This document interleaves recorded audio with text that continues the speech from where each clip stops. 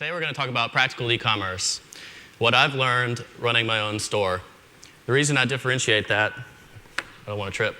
The reason I want to differentiate that is because I've been using WooCommerce since the beginning, since it was Gigashop and before the fork. I don't know if that's an unspeakable period of WooCommerce's life or not, but we're going to say it. I had the opportunity to build, I guess, 15 to 20 projects on WooCommerce. But myself, I've really only consulted on stores until about a year and 3 months ago when I started a membership component for Post Status. And in this role where I've been running my own store, I've discovered that there are things that I just never picked up building all those stores for other people. So today, this is me, and I'm a one-man band. I work with some contractors, but for the most part, I'm trying to run a store, run a business, produce great content for people, and therefore, I wanted to try to make everything about the store get out of my way so that I can do a good job. WordPress allows publishing in a very creative environment. So you can do a lot of things that would be very expensive without WordPress. And we can take a lot of creative control over our websites. However, by the way, I'm going to give some hot takes. That's kind of the remainder of this talk is just buttoning up some of these issues. Nobody in 2011, I think was when WooCommerce started, nobody would have said, yeah, WordPress is a great option for e-commerce. However, I did a survey before an event with about 150 WordPress professionals. 76.5% of them said that WordPress is good, or they either agree or strongly agree that WordPress is good for e-commerce. And that absolutely would not be possible if it weren't for WooCommerce, because before WooCommerce changed the game for e-commerce with WordPress was a really bad architectural idea.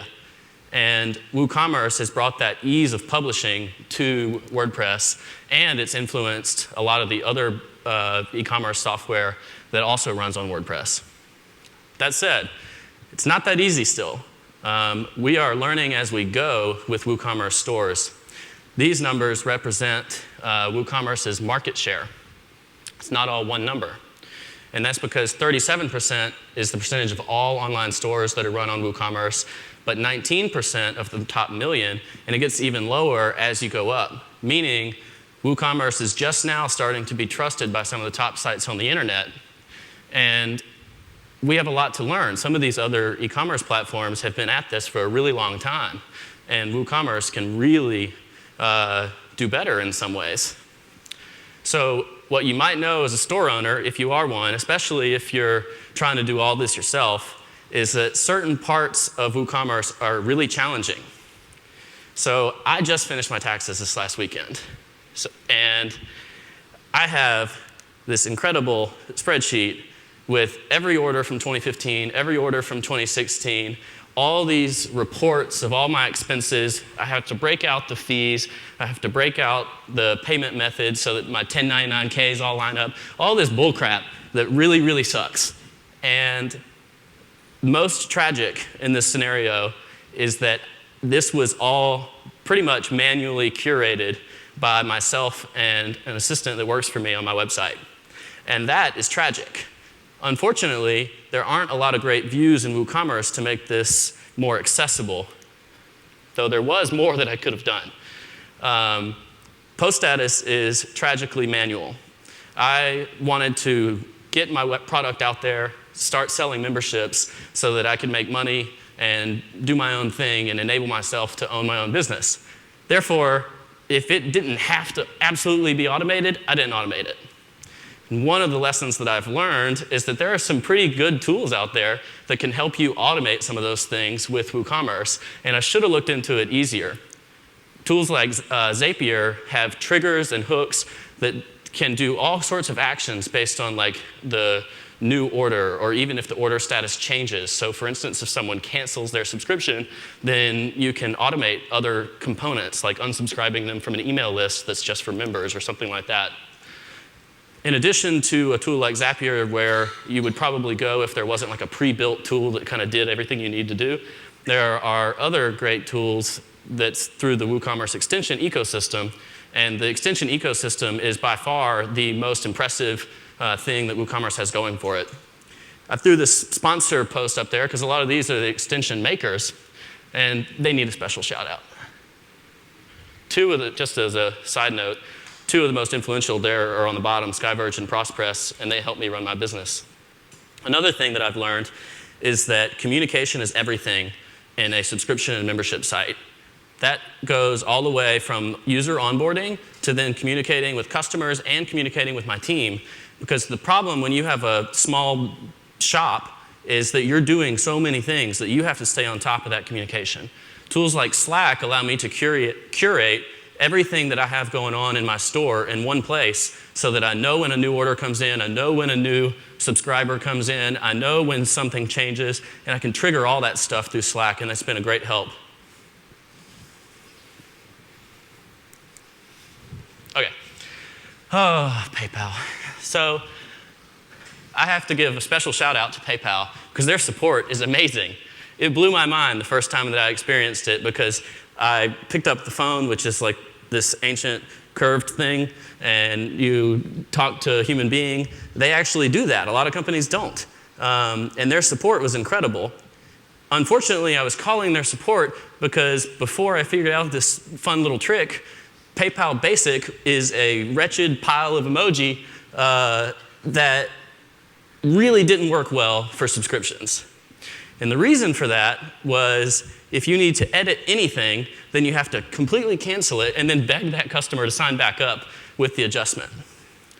Then I learned something cool called reference transactions, which allows me to have people sign up, and then it's an editable thing, but you have to like apply. It's like a college essay that you have to submit to enable reference transactions. So my advice to you right now is do not start an online store and enable PayPal Basic unless you have reference transactions enabled. That's if it's a subscription basis. If it's just a purchase basis, WooThemes ran great on PayPal for 2 years. Fortunately, the other tool that I utilized was Stripe, and Stripe has been awesome. Everybody loves and falls all over their API, and it is. It's wonderful. However, I've catered mostly to a professional audience that you would think, oh yeah, they'll use credit cards. Half of them use PayPal. And you know why? It's been a huge boon to my business because that money in your PayPal account isn't real. It's like this free piggy bank that you just like go buy camera lenses from and memberships to post status and stuff like that. And PayPal hasn't lowered the barrier to entry for people utilizing my site. Making a good membership experience is all about how you treat the user from the very beginning. The user experience on post status to this day is atrocious. The new user onboarding is awful. WooCommerce by default, when you do a membership and subscription and stuff, it sends like 4 different emails, and it's like, thanks for your order. That's not acceptable. One of the things that you have to do when you're setting up a store, and I didn't realize this when I was doing consulting, and I didn't even really tell customers, like, hey, make sure you make these really nice intro messages that when someone orders from you, you're like, hey, thanks. I'm so excited to have you on board. You can check out this URL and this URL to learn more about what you get out of this product. There's so much that we can do to optimize that experience in user onboarding and communicating with the customer throughout that tenure that would really enhance the experience. And it's something that I'm just now embracing with post status that I should have taken advantage of a long time ago. Because what happens is I get these questions like, hey, where do I go to get this? Which is a feature you promised, but then you didn't even show me where it was. Fortunately, all my new members go to Slack, so they have a great place to ask me. But that was a failing on my part. And our most powerful tool as a store owner with our customers is email. There is nothing better than email. If you're reminding people that you exist through email and you're sending them relevant information, then they're going to be more likely to remain your customer. My friend Chris Lemma and I went to the first WordCamp Cape Town in November 2013. It was a pretty transformative time for WooThemes back then, but it was also a transformative experience for me because he taught me a term called incremental regret. sounds pretty boring, but what that means is we were talking about pricing services that are subscription basis, monthly, annual, etc. And he reminded me that I probably don't want to compete with Netflix and HBO and Hulu on a monthly basis for like, hey, did I get value out of this? And every month that someone's not utilizing my service, or I have a bad month because I'm spending my whole week doing taxes or something like that, they say, oh, I just got billed $10 or whatever, but I don't know if I got $10 of value this week or this month. So I adopted the Amazon Prime model, which is a lot more arbitrary because it's like, oh yeah, I paid $99 for the year, but remember how much I saved on that $1,200 refrigerator that would have cost $300 of shipping? So like one thing in the whole year pays it off. Plus you get like Amazon Prime Video and all this other stuff. So I wanted people to look at my subscription website and say, let's look back on the whole year.